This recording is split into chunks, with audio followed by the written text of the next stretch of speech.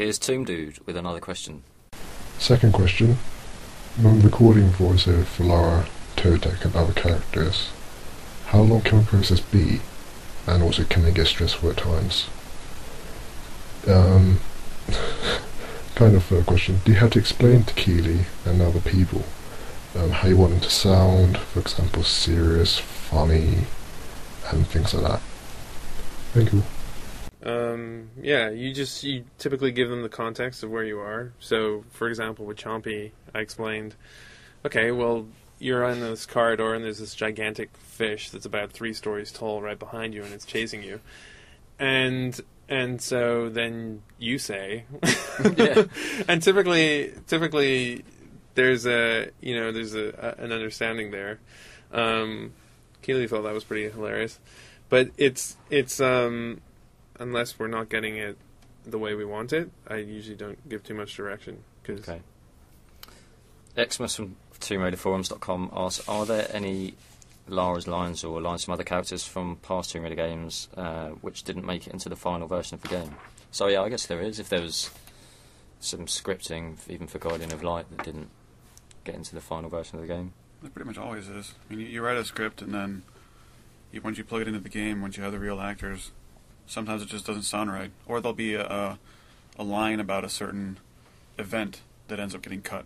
Mm-hmm. So there's always stuff that doesn't make it in. Of course, there's also sometimes there's stuff that needs to get added. So you'll end up having another additional recording session later on to kind of pick up with the additional stuff that might have gotten added in or missed. NRO asks, who is the most memorable, aside from Keighley, voice actor you've had on the recent TR games? Karl? I'd say Jim. So Jim was cool to work with for Guardian of Light. Yeah, no, Jim is great. Yeah, he's very, very professional, and he's got a ton of experience. The next question is about the music, and Lil Hanan from Eidos, and Lil Hanan, it's probably a better way to pronounce it, from Eidos Fourms says, we've noticed in the gameplay footage and trailers shown so far that you've recycled audio from previous games. Although there's nothing wrong with that, as the soundtracks have always been great, have you made any original scores tracks exclusively for LCGoL? And that's also asked by Nico Croft, Treble, Mickey, Jamie Cowdell, someone who's quite elite, H4RR7H, and Brader and the World and his dog. No, it's all from previous games. It's all taken from the past 3 Tomb Raider games. And I think the reason for doing that was really to help in grounding people in that, and reinforcing that this is a Tomb Raider experience, particularly because it was such a different direction for the series. Mm-hmm. And so it was one of the things that we could keep and sort of help keep the real sort of Tomb Raider spirit. So it adds a level of continuity into because it's still in the Tomb Raider universe, although it's not the next Tomb Raider. There's still a kind of thread there that will evoke emotions and memories of previous games or whatever from the Tomb Raider world. Yeah, and I think when I started working on the game, what I really liked is that a lot of the music I hadn't heard out of specific context. And so what was really nice was to use this music in different ways. And so I really, really liked just how we were using it differently. Okay. Karl? I kind of liked it. I kind of like being able to go through all the tracks in the previous games that I'd worked with previously and kind of picking the ones that I liked the most. But also at the same time, it was a little hard to detach from where the music was used previously. Like when I was going through listening to all the different tracks we could choose from, and then listening to a track and trying to hear it for what it was as opposed to, what level it used to be in. Right. But it was nice to kind of reuse the tracks that I really enjoyed listening to in the previous games. Because the library's pretty massive, and you've had like Trolls and Colin produce some really great stuff. So yeah, in Legend there was 4 hours of music, and in Underworld there was about 2 hours of music. So there was a lot. Nice. James Green has a question about James Green 91 has a question about sound effects, and it is, when it comes to making sound effects for Tomb Raider and the Guardian of Light games, do you use sound effects from real source, or do you make them up with a mixture of items? As I've seen in one film, they used a rifle for someone's footsteps. So I guess, again, you've actually bought a gun for a gun sound, and you've also used spaghetti and oatmeal. And I bought a motorcycle for the motorcycle in Underworld. Is that the reason why you bought it? Kinda. It's a good excuse, if it wasn't. I got a lot of use out of it. TR Lestu, how do you obtain the sounds used in the game, and which tools or programs do you use to edit them? Use tape, mostly. Yeah, mostly. We capture them with two cans and a string, and then Karl describes them. Bang!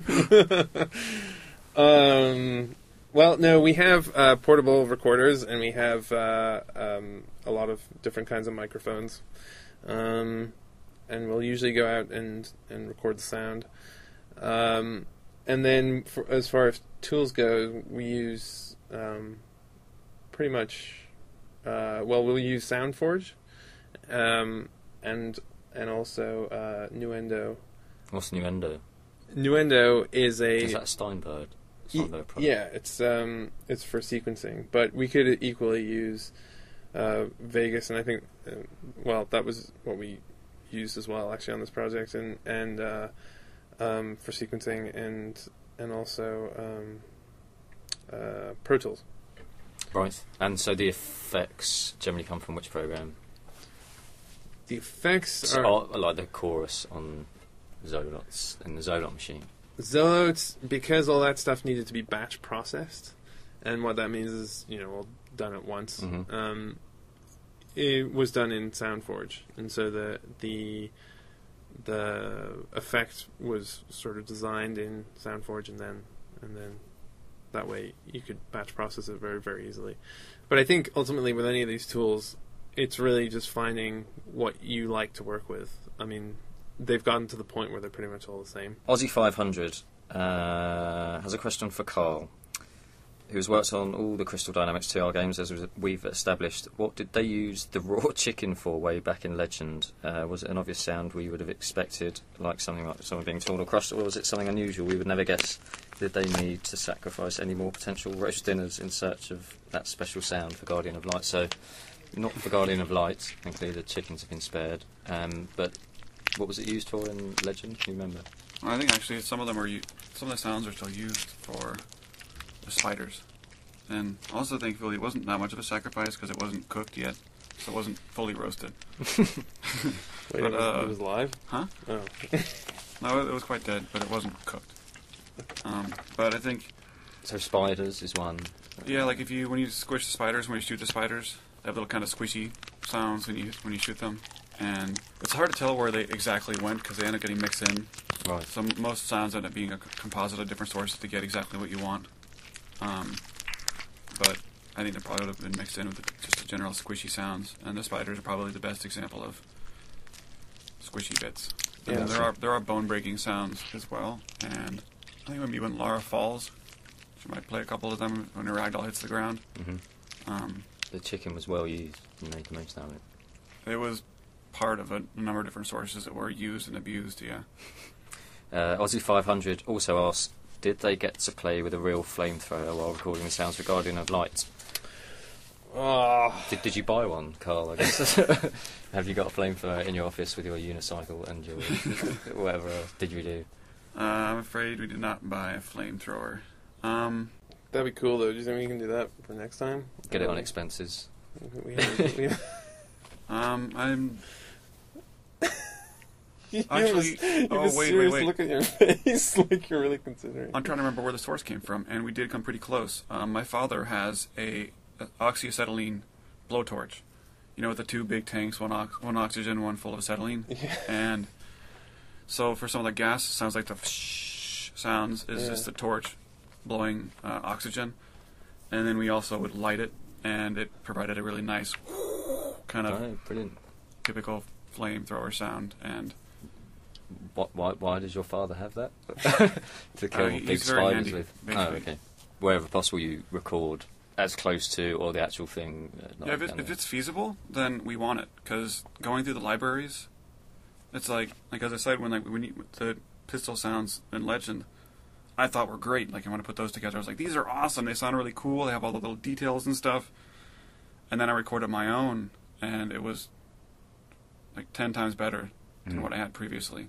And because you get exactly what you want, and if you don't get it quite right, you can record it again. And yeah, you can get a lot closer with any sound that you record yourself than anything you would find from a library. It's usually a compromise when you find a sound from the library. Like, well, that's close enough. yeah. But I think when you really want to, particularly for these games, when you really want to find the right sound, you need to go and record it yourself.